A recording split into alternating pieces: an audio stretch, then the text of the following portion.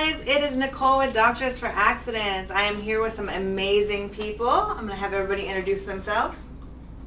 Go ahead, Dr. Raj. I'm Dr. Raj, orthopedic surgeon in Beverly Hills who deals with sports medicine, extremity injuries. I'm SAHM MANOUCHEHRI from Century Park Law Group in Los Angeles, and we specialize in injury law.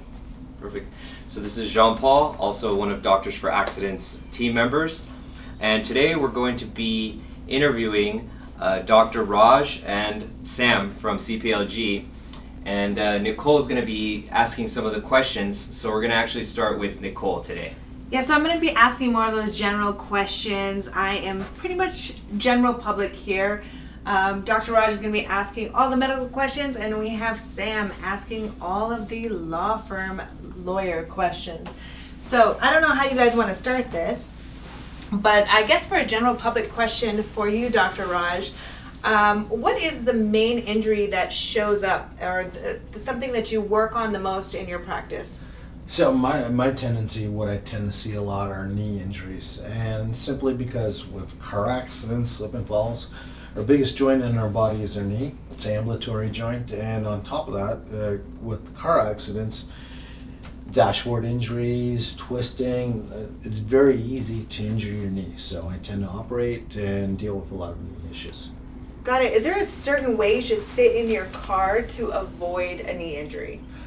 That's a tough one. Actually, I would say there's not much you can do to avoid an injury because, first of all, most people really don't know that they're going to get injured. So people tend to be relaxed in your car. So you're not going to search and look for 2 hours while you're driving every day. How should I keep my knees? So exactly. In terms of your knees, if you're tall, of course, you want a dashboard that's a little further away, but still, if your leg's on a pedal or your leg, you could still get an injury by distraction. So with the impact, your body goes forward on a static knee and goes backwards. So you can really easily injure it. But I would say the only way you can mitigate it is by having a dashboard that's a little further away. Don't stuff yourself in a small car if you're tall. Absolutely. That? Sorry, no small Porsches or Ferraris for you guys. Can I ask you a question, Dr. Raj? What if you're sitting and you come to a stop on the freeway and you realize the car behind you is not going to be able to stop in time because you stopped short yourself, barely missing the car in front of you? Is there something that you should do when you realize you're about to get rear-ended at a pretty high rate of speed? That's a very good question. What I tell people is automatically, if you know that's going to happen, you're going to go in fight or flight. So you're going to clench up. The fact is, if you've got your muscles clenched up and you're ready to take an impact, you're more likely to mitigate the amount of damages with that impact. And seeing that, the best example is the cat who falls off a roof. Basically, they're clenched, and that's why they never get injured. So the fact that you have muscle protection for your joints, very important. Gotcha. Wow. I kind of heard a rumor, though, if you're more relaxed in an accident, you just kind of like flow with the accident. So that's just an old wives' tale that it's better to like clench your muscles up, like prep yourself, get ready, and then you have all that tight muscle kind of surrounding the joints. And yeah, it's protective. Yeah, exactly. Once you have that muscle support, if you're totally relaxed, your neck is succumbed to whatever forces versus your muscles taking it. You hear that, guys? If you see something's gonna happen, like tighten up. Do you recommend taking your hands off the steering wheel though? Because sometimes that'll cause a rotator cuff tear, ligament tear in the shoulder. That's a very good question. What I do recommend, here's the problem. If you take your hands off the steering wheel, you're going to take it on your neck and back.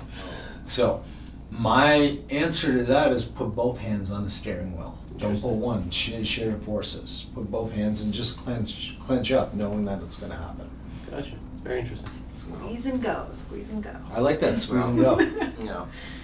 In one of my car accidents, I actually bent the actual wheel, and I had to replace the wheel like later on when they repaired the vehicle. So That's okay. I think that's exactly where I think I'm like I became like the Hulk or something. Bending steering wheels. You're the guys that bend your steering wheel. I mean, it wasn't like complete bend, but it was a good bend, you know. Oh my gosh. Human strength or whatever. So a basic knee surgery. I know we've kind of heard different ones. There's like ACL tears. There's broken stuff. What are different injuries to a knee? Yeah, so the most common injury is a meniscal tear. The meniscus is the bumper cushion that protects the cartilage from the cartilage. Most common area is on the inside of the knee because that's your point of contact. That's actually more in contact. So when you step or go up or down stairs, those are the forces. That's the main guy. That's the main guy, exactly. So when you're flexed like this right now, this condyle here is not touching this condyle, but this condyle is pinching the meniscus upon this position. So you're more likely to injure on the inside versus the outside. So that's ACL injuries can happen with the translation as well. PCL injuries, quads or patella tendon ruptures, cartilage damage. So there's many things that can happen depending on which position you're in.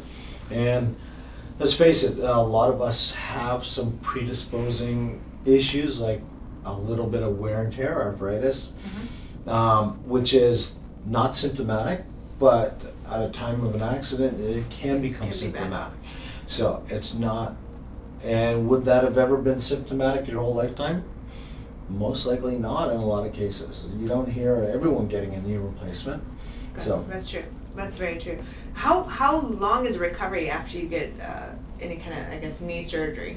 What is the average recovery time? Do you do physical therapy afterwards? Like what do you good know? question. So I tend to be a lot more aggressive with my knee surgeries, meaning that I'm not an immobilizer. Immobilization or bracing too long leads on to scar tissue. Scar tissue then leads on to pain and a longer recovery. Got it. So my philosophy is get this going ASAP. We start physical therapy ASAP. And best case scenario, if there is no cartilage damage, if there's no predisposing arthritic issues, a meniscal surgery, you can recover fully within a couple weeks, okay? Yeah. Worst, and also if you see your doctor quickly, where you have this diagnosed and taken care of versus someone who sees them 6 months or sees a primary doctor who just tries Motrin and different things. The longer you let this go, the more bad habits you develop, the more atrophy there is. So quicker, the better.